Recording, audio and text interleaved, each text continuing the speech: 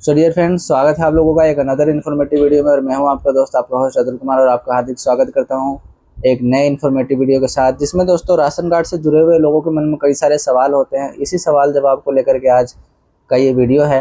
एक भाई ने कॉमेंट करके बताया, प्रॉपर डिटेल में बताया कि भाई इन टॉपिक्स पर आप वीडियो बना करके बताओ। ये सिमिलर क्वेश्चन होते हैं सबके, यानी कि मिले जुले सवाल होते हैं, बहुत सारे लोगों को बेनिफिट मिल सकता है इससे। तो मैंने सोचा चलो फिर इसके ऊपर एक वीडियो बनाते हैं। संडे को एक क्वेश्चन आंसर की तरह एक वीडियो बन जाएगा और आप लोगों को आपके सवाल के जवाब मिल जाएंगे। तो फटाफट से शुरू करते हैं। उससे पहले दोस्तों एक छोटी सी रिक्वेस्ट करना चाहूँगा, नीचे दिए सब्सक्राइब बटन को दबाइए, सब्सक्राइब कीजिए, साथ में घंटी आएगा दबा करके ऑल पे क्लिक कर लेना, ताकि इस तरह के इन्फॉर्मेटिव और नॉलेजेबल वीडियोस के रेगुलर अपडेट्स मेरे वीडियो के माध्यम से आप लोगों तक पहुँचता रहे। और साथ में इंस्टाग्राम हैंडल को फॉलो करना मत भूलना। तो आइए शुरू करते हैं। सबसे पहले दोस्तों उस जो कमेंट एक भाई ने किया था उसका मैं स्क्रीनशॉट मैंने ले लिया था और फिर मैंने व्हाट्सएप पे शेयर कर लिया था, और उसमें सवाल है 4-5। तो उन सारे सवालों के जवाब दोस्तों मैं आप लोगों को देने वाला हूं इस सिंगल वीडियो के अंदर, ताकि आप लोगों को जो है जितने भी मन में क्वेश्चन होते हैं राशन कार्ड से जुड़े हुए सारा क्लियर हो जाए आज के इस वीडियो में। तो सबसे पहले दोस्तों ये भाई बोलते हैं कि इनकम सर्टिफिकेट अपलोड करने के बाद क्या करना है। तो दोस्तों आप लोगों को पता है कि अभी जब 15 मई से राशन कार्ड बनने शुरू हो गए, नया नाम जोड़ने की प्रक्रिया हो या नया राशन कार्ड बनाना हो, इसके प्रक्रिया शुरू हो चुकी है दिल्ली के अंदर। तो उसमें क्या है कि फिर क्वेरी दी गई थी, चाहे आप नया बना रहे हो चाहे आप अपडेट कर रहे हो। तो उसमें क्या है कि इनकम सर्टिफिकेट की क्वेरी दी गई थी, क्योंकि भाई इनकम सर्टिफिकेट तो एक्सपायर हो जाता है जब आपने बहुत पहले अप्लाई किया होगा, तो वो तो ऑलरेडी एक्सपायर हो चुका होगा। तो नए नियम के तहत रेखा गुप्ता ने 1,20,000 कर दिया था। तो 1,20,000 के अंदर अंदर वाला जो है राशन कार्ड अपडेट करने के लिए, बनाने के लिए जो है इनकम सर्टिफिकेट की आवश्यकता आ रही थी। तो इनकम सर्टिफिकेट में आपको पता है मैंने वीडियो भी डाली थी पहले कि इनकम सर्टिफिकेट में कई सारी धांधलीबाजी भी हो रही है। कोई अप्लाई कर रहा है 1,20,000 का तो बन के आ रहा है 1.5 लाख का। इस तरीके से मैंने कई सारे कमेंट वगैरह आपको दिखाए थे जिनके साथ धांधलीबाजी हो रही थी। तो पहला सवाल है कि इनकम सर्टिफिकेट अपलोड करने के बाद क्या करना है। जब आप वहाँ पर सब कुछ सबमिट कर देते हैं तो स्टेप दिखाते हैं उसमें कि भाई आपका स्टेप अब जो है, ये पहला सवाल है तो इसका मैं जवाब आप लोगों को बता रहा हूँ कि आपने इनकम सर्टिफिकेट सबमिट कर दिया, सारे डॉक्यूमेंट क्वेरी आपने क्लियर करके फॉर्म को सबमिट कर दिया फाइनल दोबारा से। फिर उसके बाद आपको, जब आप कुछ दिन बाद उसमें स्टेटस चेक करेंगे तो आपको दिखाता होगा कि पेंडिंग फॉर वेरिफिकेशन या फिर पेंडिंग फॉर फील्ड वेरिफिकेशन, इस तरह से FSI करके। तो ये सारी चीज़ें जो दोस्तों स्टेटस आता है, तो स्टेटस में जब आता है तो वो इंटरनल उनका प्रोसेस होता है, आपको उसमें कुछ नहीं करना है। अगर आपको ऐसा कोई नीड, आपको ऐसा लगता है बाद में कि भाई काफ़ी टाइम हो गया नहीं हो रहा है काम, तो आपको अपने क्षेत्र के राशन कार्ड दफ्तर में एक बार विजिट कर लेना है कि भाई वहाँ पर जाकर के पता कर लेना है कि कब तक ये जो है कंप्लीट हो जाएगा, कि मैंने नया इनकम सर्टिफिकेट अपलोड कर दिया है। लेकिन तुरंत नहीं जाना है कि भाई आपने अपलोड कर दिया और चले जाना है, आपको वेट करना है। स्टेटस आपका अगर ज़्यादा दिन तक, लंबे समय तक अगर आपका पेंडिंग आ रहा है तो आपको जाना है नहीं, क्योंकि राशन कार्ड बनने में एक बहुत लंबी प्रक्रिया होती है। आपको पता है राशन कार्ड इतनी जल्दी नहीं बनता है, उसमें कई बार फील्ड वेरिफिकेशन भी हो जाता है, यानी कि घर पे आके बंदा वेरिफिकेशन जांच वगैरह भी करता है। तो ये पहले सवाल का जवाब आपको मिल गया। दूसरा है, न्यू PDS पोर्टल 2.0 से अप्लाई कर सकते हैं क्या राशन कार्ड। तो देखो दोस्तों, न्यू PDS पोर्टल अब यहाँ जो दिल्ली के अंदर जो है, आप लोगों को पता है कि दिल्ली के अंदर एक ही पोर्टल काम करता है जिसके माध्यम से राशन कार्ड बनाया जाता है, वो है E-डिस्ट्रिक्ट दिल्ली। और रेखा गुप्ता सरकार बनने के बाद उन्होंने साफ कर दिया था कि भाई E-डिस्ट्रिक्ट दिल्ली के माध्यम से सारे ऑनलाइन आवेदन ही स्वीकार किए जाएंगे, ऑफलाइन नहीं। और जो PDS की बात है तो दोस्तों हर स्टेट का अलग अलग होता है। तो PDS काउंटर हम बोला जाता है जो राशन कार्ड के ऑफलाइन काउंटर होते हैं, और ऑनलाइन इसका वेबसाइट अलग है। इसका नेशनल फूड सिक्योरिटी दिल्ली यानी कि NFS दिल्ली करके एक वेबसाइट है, जहाँ से हम राशन कार्ड वगैरह डाउनलोड करते हैं। स्टेटस कुछ अपना डिटेल डाल करके जो है राशन कार्ड डाउनलोड करना या फिर मोबाइल नंबर लिंक करना, ये सारे काम NFS दिल्ली से हो जाता है। लेकिन बनाने की प्रक्रिया, अपडेट करने की प्रक्रिया ई डिस्ट्रिक्ट दिल्ली से ही होता है।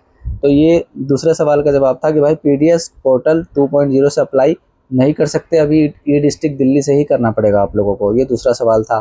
तो सिमिलर क्वेश्चन अगर आप लोगों के भी हैं तो कमेंट, अगर आपको इनसे कुछ और अलग हट के आपका कोई सवाल हो, कोई क्वेश्चन हो, तो आप कमेंट करके ज़रूर बताना। बाकी इंस्टाग्राम में फॉलो कर लेना, इंस्टाग्राम के माध्यम से बात कर सकते हो। तीसरा, मेंबर कैसे ऐड होगा जिन्होंने अप्लाई करा है पहले। जैसे मान लीजिए कि किन्होंने अप्लाई कर रखा हो या फिर किसी का राशन कार्ड पहले से बना हुआ है, उसको मेंबर ऐड कैसे होगा। तो इसका जवाब है ई-डिस्ट्रिक्ट दिल्ली पोर्टल से ही होता है। वहाँ पर आप जाइए, वहाँ पर दोस्तों जब राशन कार्ड वाले फूड सिक्योरिटी वाले आप जो है कॉलम पर जाएंगे तो वहाँ पर आपको आता है कि एनएफएस में मेंबर ऐड करना है। एडिशन या डिलीशन का एक ही में होता है, ऐड करना हो या डिलीट करना हो तो वो एक ही ऑप्शन में आता है। और फिर उस पर जा करके वहाँ से जो है आपको मेंबर जोड़ना हो, हटाना हो, जो भी करना हो, क्योंकि जिनकी डेथ हो गई हो फैमिली में तो उसका नाम हटाना पड़ता है और नए को जोड़ना पड़ता है। तो वहाँ से जोड़ने की प्रक्रिया आप कर सकते हैं। जोड़ने के लिए मैं आप लोगों को बता देता हूँ, आधार कार्ड की डिटेल्स सारी ज़रूरी है, आधार नंबर ज़रूरी है।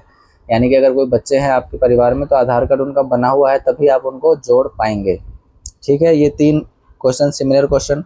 चौथा और फाइनल, क्या सीएससी केंद्र में जाकर हम राशन कार्ड नया बना या नाम जोड़ सकते हैं या नहीं? तो मैं इसका तो जवाब दोस्तों है, सीएससी केंद्र जो होते हैं कॉमन सर्विस सेंटर केंद्र, वो भी दोस्तों मान्यता प्राप्त कह सकते हो, ऑथराइज्ड होते हैं ये लोग। इनको इनके पास अब ई डिस्ट्रिक्ट दिल्ली से तो नॉर्मल कोई भी साइबर कैफे वाला अप्लाई कर देता है, तो सीएससी वाले तो ट्रेंड होते हैं, उनको ट्रेनिंग वगैरह भी मिलती है, क्योंकि वो सीएससी की आईडी लेने के लिए उनको एग्ज़ाम वगैरह देना पड़ता है, तब जाकर के सीएससी की आईडी मिलती है।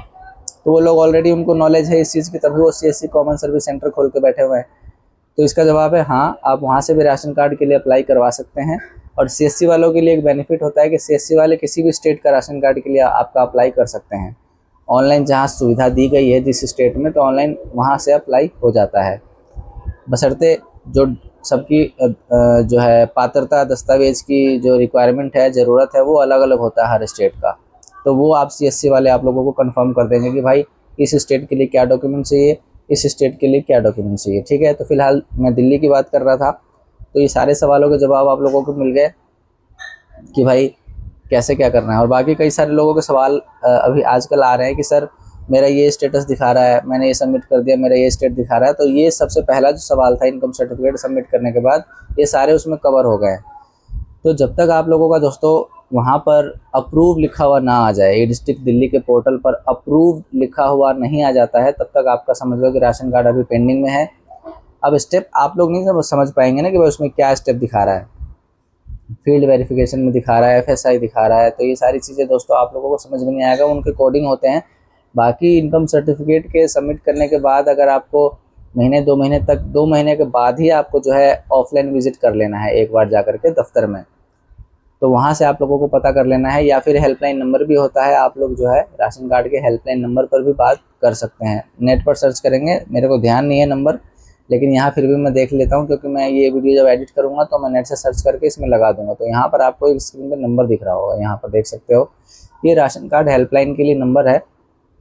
पीछे जब मैं अपने वाइफ का राशन कार्ड जब एक बार बना था, बहुत पहले बन गया था, तो सिंगल नाम था, बस मिसेज का नाम था, बाकी किसी का नाम ही नहीं था। तो मैंने उसको सरेंडर किया था। सरेंडर करने के लिए काफ़ी लंबा प्रोसेस हुआ था, और फिर बीच बीच में मैं भी स्टेटस कंफर्म करने के लिए फ़ोन पर बात करता था। तो ये नंबर आपको मैंने दे दिया, इस पर नंबर पर आप बात करके राशन कार्ड से जुड़ी हुई समस्याओं के बारे में बात कर सकते हो। बाकी मैंने आप लोगों को बताया था कि समाधान के लिए हर प्रत्येक शनिवार को 9 से 11 बजे कैंप भी लगाए जाते हैं राशन कार्ड दफ्तर के पास, और एसीपी यानी असिस्टेंट कमिश्नर लेवल के जो विभाग के जो अधिकारी होते हैं वो वहाँ पर आपको मिल सकते हैं। वहाँ से आप अपने सवालों का जवाब, समाधान पा सकते हैं। जो भी समस्या है आप लोगों की, तो वहाँ जाइए, वहाँ से आपको समाधान मिल जाएगा। तो आई होप आप लोगों को समझ में आ गया। जो भी आपके सवाल थे, कॉमन सिमिलर सवाल जिसके भी हैं, तो उसके आज की वीडियो में सवाल के जवाब मिल गए होंगे। तो वीडियो यहीं समाप्त करते हैं। आज की वीडियो से कोई भी जानकारी, नॉलेज, इन्फॉर्मेशन मिली है तो लाइक और शेयर करें, चैनल को सब्सक्राइब करें, इंस्टाग्राम को फॉलो कर लेना। मिलते हैं फिर एक अनदर इन्फॉर्मेटिव वीडियो के साथ नेक्स्ट वीडियो में। तब तक के लिए गुड बाय, टेक केयर, जय हिंद, जय भारत, नमस्कार।